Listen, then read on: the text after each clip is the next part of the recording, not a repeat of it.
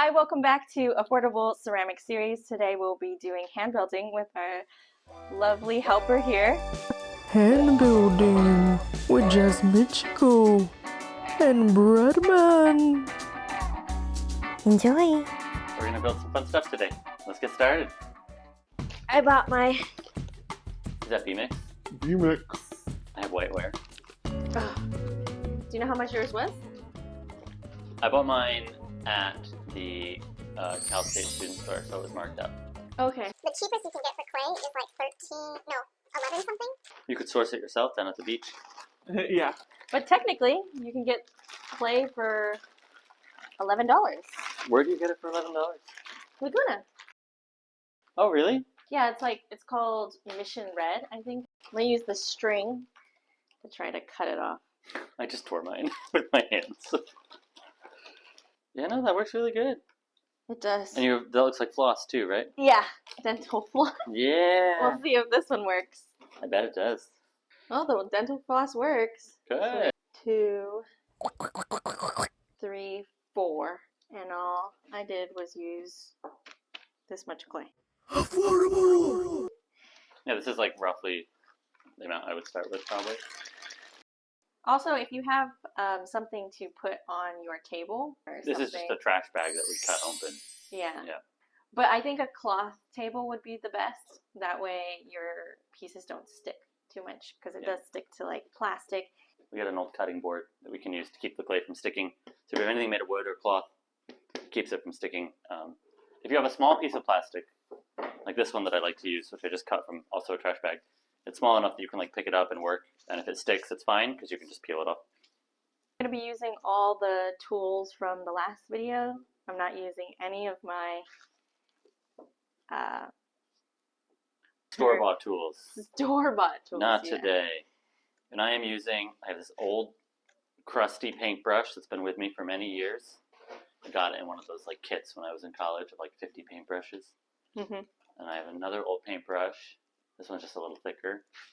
I have a wooden piece of a paintbrush handle that I sharpened down to a point, and the other end is still round. And I have a popsicle stick that I snipped one end off of to make it square. And then I also broke apart. Oh, that's a good CD. idea. Yeah. That's actually pretty good. Well, we don't use these anymore anyway, right? So Yeah. might as well find a way to use them. Start with a little ball of clay. And then you stick your finger in there. And you just pinch around. And that's it. I think the main thing for this is you probably want to actually just make sure all your walls are even. And you can feel that when you're pinching around. But this is useful. You can make so much stuff with it. A lot of people do make mugs. And then they roll out a handle and put it on most of the time. Yeah. Or you can do that fancy pool thing, but I tried it once. It's terrible. You need a lot of water. It makes a big mess.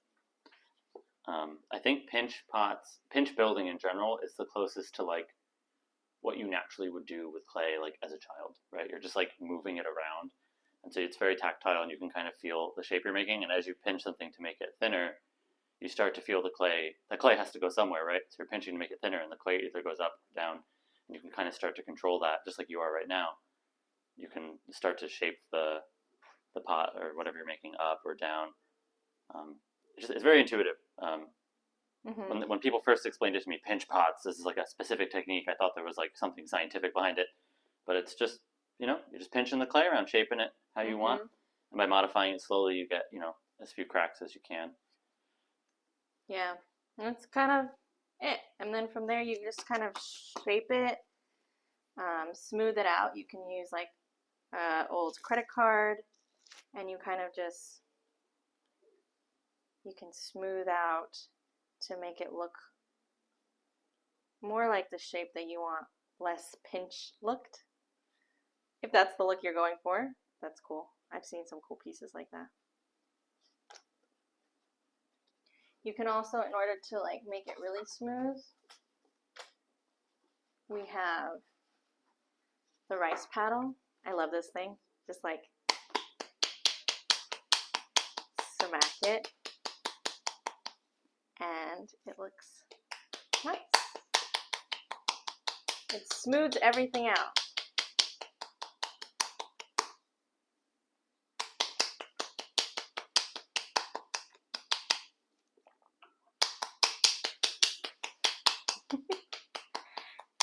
It's also fun. It's very satisfying. All right, now I have a little bowl already taking shape. I think I want the bottom to be a little more thinner, so that way it's all even. Any tips? To get the bottom thinner? Or just in general? Yeah, well, it's at the size now where it's going to be difficult to pinch this clay on either side here to move it up the walls. So your best bet is to work from the outside or use a flat surface like this, and then you're going to go in and you'd be resting it on a flat surface, but you're going to pull the clay with your thumb from the center up to the wall and then up the wall, and you're going to slowly start to migrate the clay depending how thin you want it. You'll keep doing that to get more clay up onto these walls, and then you can use that extra material to heighten the walls or give it extra form, whatever you need.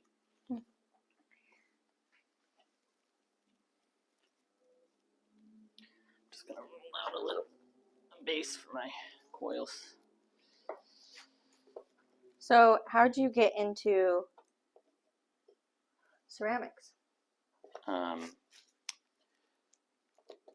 One year for my birthday, I told people I didn't want more things. I had enough objects in my life, and I said, I'd rather take a class or something. And so someone bought me a 2-hour wheel throwing class at a studio near where I used to live. And I took the class, and it was good, but it was so short that the instructor couldn't teach us everything in 2 hours. So he did a lot of it for us. So he would center the clay on the wheel, and then we would shape the pot, but then he would come and take it off the wheel, and then we had to write down what kind of glaze we wanted because the pots weren't dry. So we left them there and then trusted the people who run the studio to glaze it for us. Anyway, I got this little bowl a couple months later finally, and it was cute, and I didn't really think anything of it for a while. And then almost a year later, I had moved, and I just wanted to pick up a hobby. I thought that I could do something creative with my hands after working on a computer all day. And I started looking around, and there was a ceramic studio offering courses for wheel throwing and hand building, and so I spent a month doing a wheel throwing class and a month doing a hand building class. At the same place? No, this the studio where I first took a course. That was in Hollywood, and then I moved to Lincoln Heights, and that's where the studio where I took the month-long courses was. Have that little plastic thing. The plastic sheet? Yeah. Yeah. And I can rotate it. Yeah, go for it. Although this clay might stick a little bit. So. No, it's fine. I just need to twist it around. Yeah, there we go. So I'm rolling out just a semicircular base to attach my coils to. I don't really know what I'm going to make yet. With coil building, you could easily build a pot shape like this. You could build a mug, but I like to use it for sculptural stuff. So I like to make these little statue goober guys, kind of like this. So actually, you can kind of see. I started this guy with just a roughly circular base like this, and then he was actually slab built, but you could use slabs or coils. And so what I'm going to do today is I'm going to take coils, and I'm gonna slip and score it, which we'll go over in a second. But you just layer the coil like this. You trim off the excess, and you merge it, with the base, and you do that layer by layer, almost like you're building a log cabin. And with each layer, you merge the coils back down to a solid form.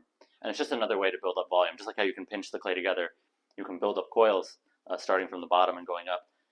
And that gives you a lot of control, and it also gives you an opportunity to let the base dry a little bit, gain some strength, and then build more on top of it.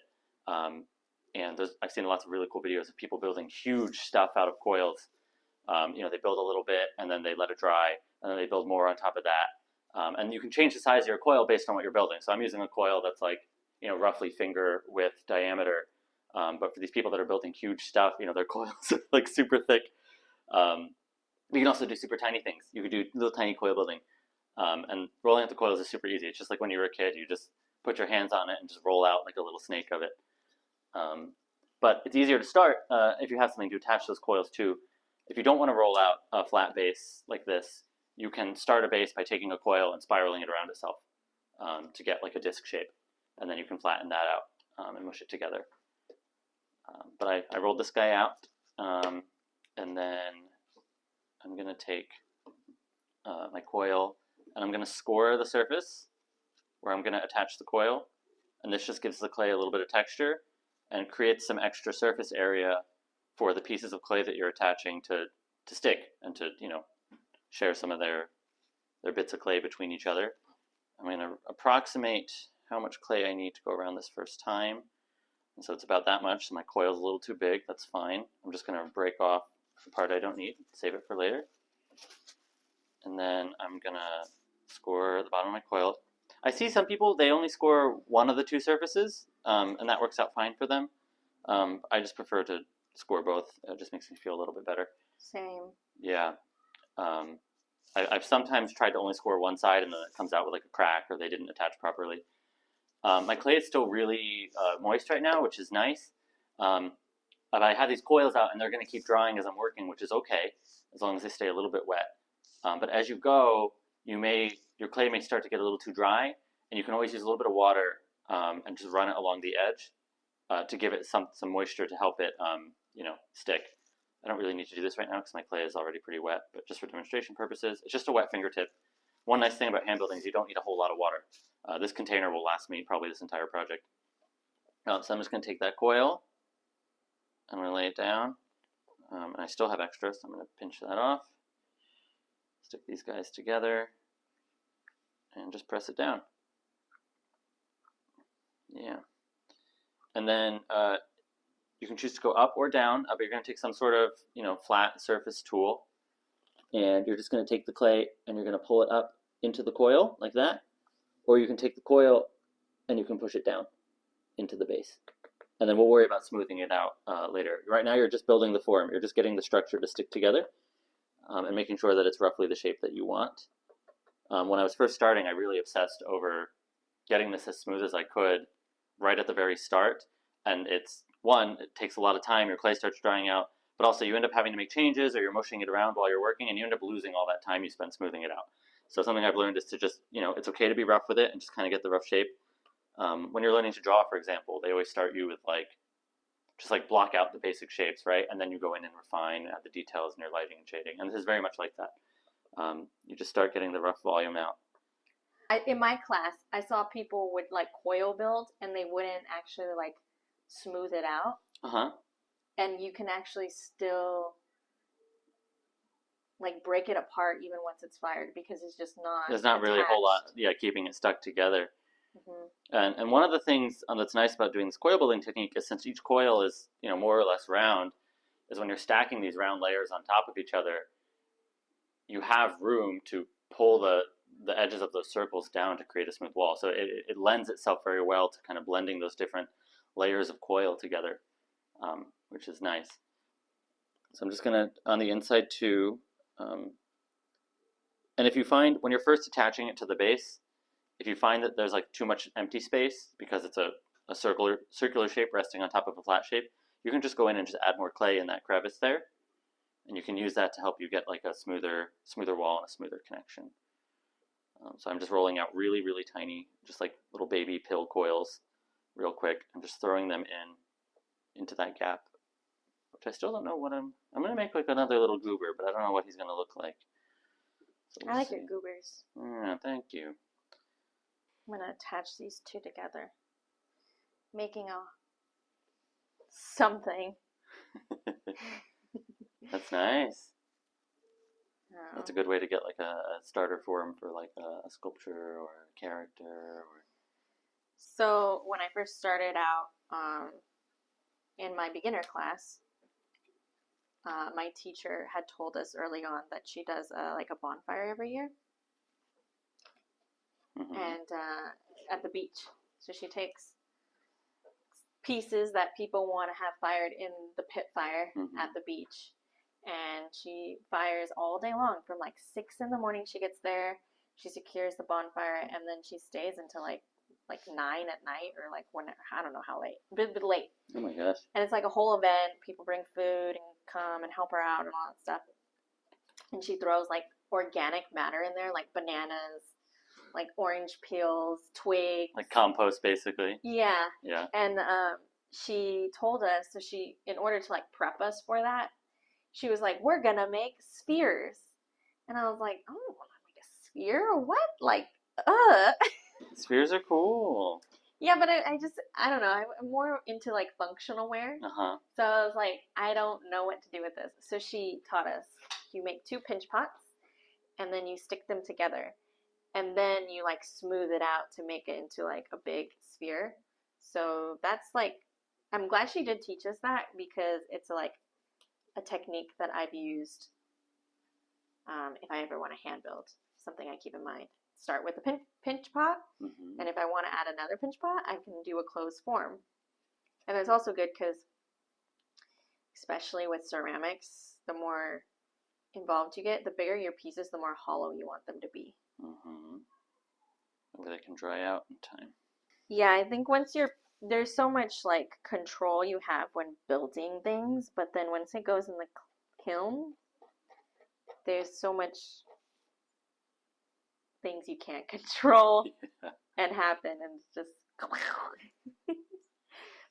or it comes out really cool that you never expected. It's this kind of funny, like, not mysterious, but like you can't see it while it's in there, right? So you close it, and then 3 days later you open it, and you hope it's fine.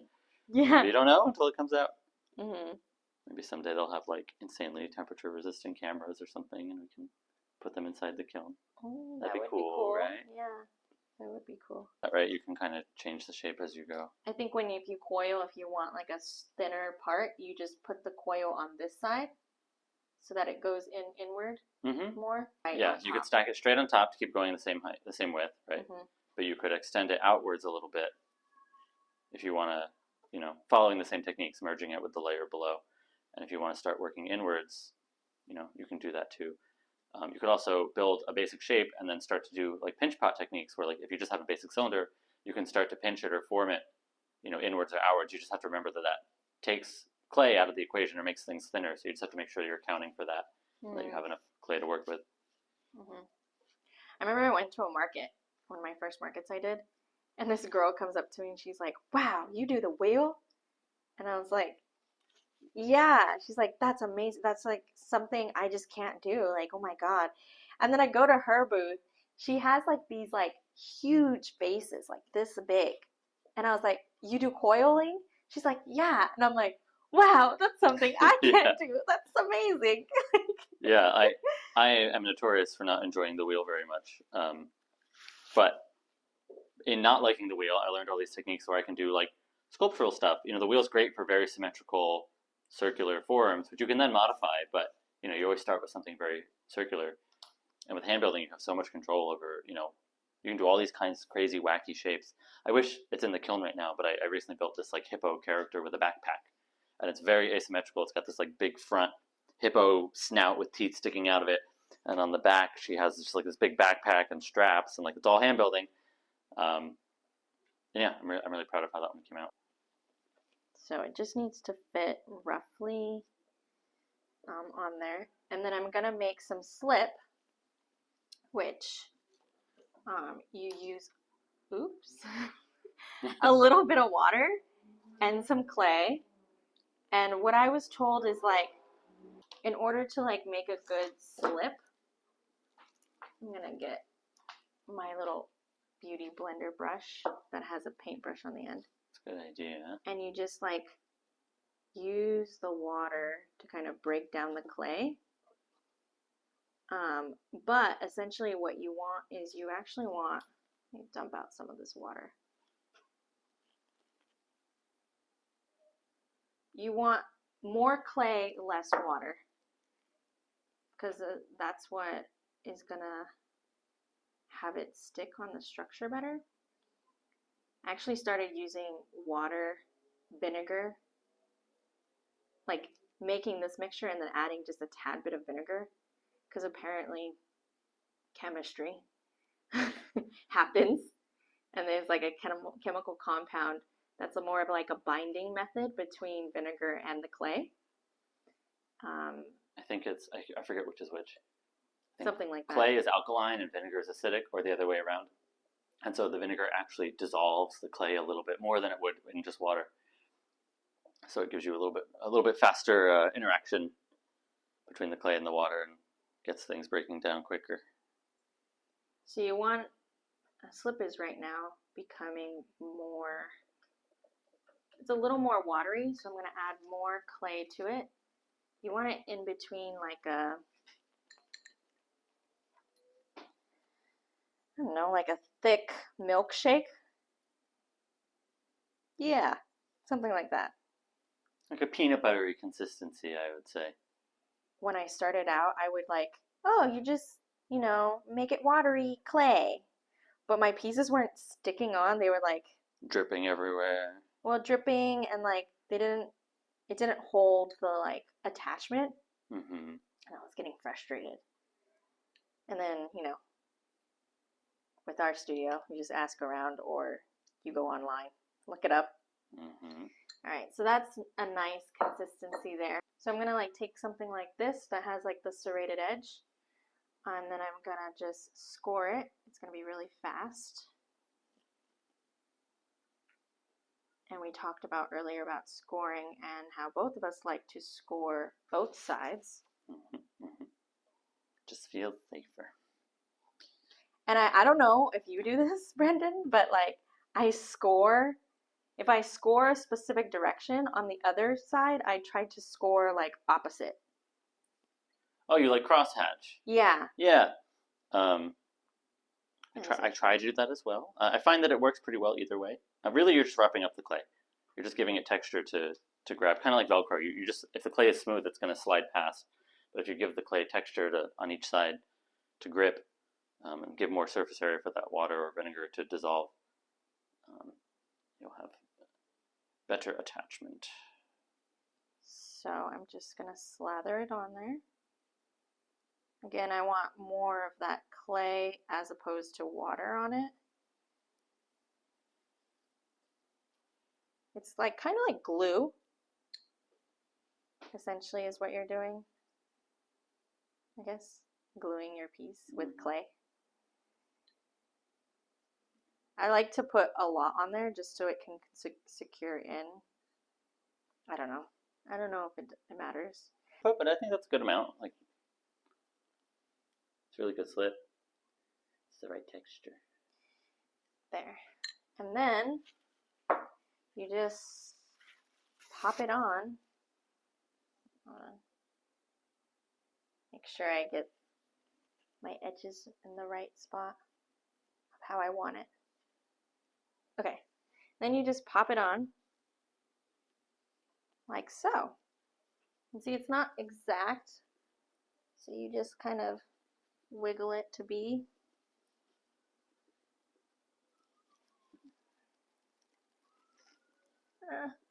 See how it's sticking? I can't. I just need this part to go up. So, okay, there we go. Just a little to match. There we go. All right, that's how it looks. And then what I do, again, to secure it even extra is I find, like, smooth this piece out. Smooth it out. That way it is still secure. Same idea as how he smooths out his coils. Just adds a little more structure to it. And see, that's why it doesn't need to be super exact, because I end up smoothing it out so it matches and it becomes a one form. What is that called? Single form? Mm-hmm. Solid form? One mass. Yeah. One thingy-mabobber. And now I have a circle thingy. Back when we did the spheres, she actually had us use like a yogurt cup, and you stick it onto the ball of the sphere basically, and you smooth it, and it would naturally smooth out your clay. It took a long time though. You know, eventually you keep at it and you're like, okay, yeah, this does work really well. You can also blend it out more too. It's all sealed. The air inside is a vacuum, so if I smack it around, it's still gonna hold like a bubble inside. So you don't have to worry about it like collapsing on itself while you smooth it.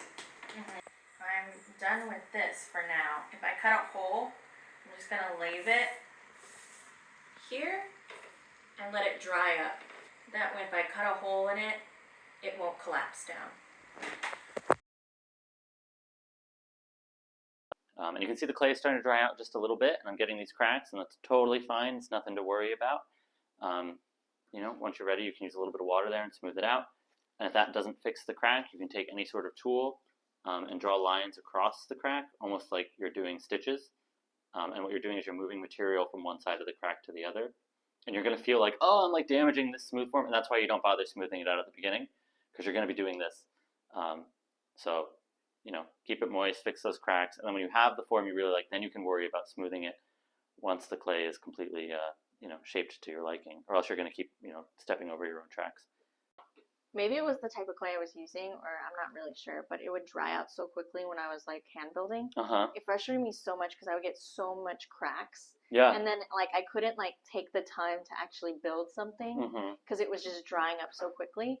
And so I looked online, and it actually said, someone was like, oh, there's a lot of factors of when you're like hand building, actually like how dry your hands are, because the clay will suck up that moisture. And so if your hands are already dry, it's like it's just gonna dry out. Yep. Anyways, really quickly, because it's like dry, and dry is. If your clay is dry, like where it's literally breaking into like solid pieces, it's far too dry. But if it's still movable, you're gonna get cracks, and that's okay. And it took me a while to find peace with that, and just like it's okay that it has cracks at the moment, because you see these people online making these beautiful pieces, and they start with really nice, smooth, wet clay, and then they end with a beautiful, smooth thing. And often you don't see this sort of in between where you get this like kind of texture and just, you know, evidence of it being hand built. And you can smooth it as much as you want. There's plenty of people out there who like the hand being visible in it. I prefer it on the slightly smoother side, so I spend some time afterwards either with like a flat wooden tool or just a wet finger, just smoothing it out. But you don't have to panic. You're not doing anything wrong. There's plenty of time to fix it. And worst case scenario, if it's like these big cracks, no matter how much you mush it around, you can't fill it, you can always just take a little bit of clay. And you know, you could use slip for this. I just take the tiny bit of clay and I just dip it in the water real quick, and I just mush it into the crack. And it's important. You're not just covering the crack; you're getting clay into the crack along with a little bit of that water. And so you're creating a bond in that empty spot there. And so for my larger cracks, that's how I fix it. And then at the end, what I do with all my pieces is I just take a wet brush and I just brush it and smooth it, and you start moving clay around that way too. And really starting to smooth it. It's almost like airbrushing, but for clay. And you start to create kind of like a layer of slip on the surface as you do that. And you can start to push that slip around and fill in all the remaining cracks. And then you can go in with a smaller brush for details and corners and stuff, and really get the shape that you want and get that kind of like smooth, you know, look, if that's what you're going for. My piece, when I first started out, it was literally like cracking apart. And I was like, ugh. And maybe that's why I didn't like it at the beginning. I was discouraged from hand building because like even rolling out the coils, they crack. Yeah. And I was like, I sat there smoothing out my coils, which is not useful. But I didn't know that. And sitting there smoothing out these coils, wasting my time, and then mushing them together and they're cracking again, and it just starts to feel very frustrating. But you just need to accept that it's a structural form, and as you go, you're shaping it, and then you do the final touches. If you're doing the final touches at every step, you're going to get frustrated, and you're going to feel like you're not making any progress. And also, I think the type of clay you use, like if you like go and you pick and try different clays, you'll end up realizing like certain clays that match with your hand moisture, so that way it doesn't dry up so much. Yeah, just finding a clay that works for you, I think. Yeah. I find that a lot of working with clay is managing how wet it is and at what point you use it or you let it rest. And when I learned to let my slabs dry, it really helped. Speed of work.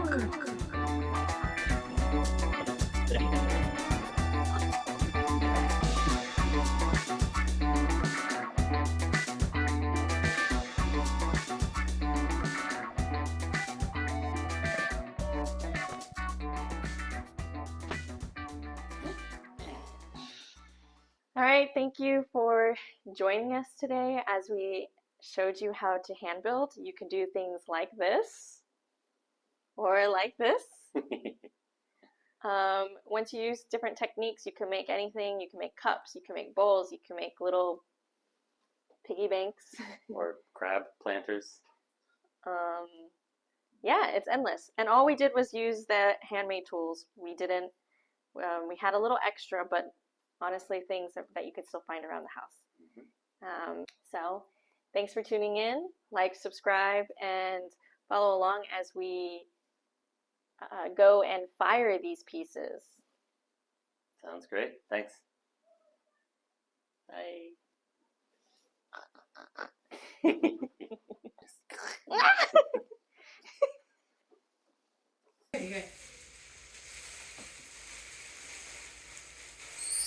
Yay.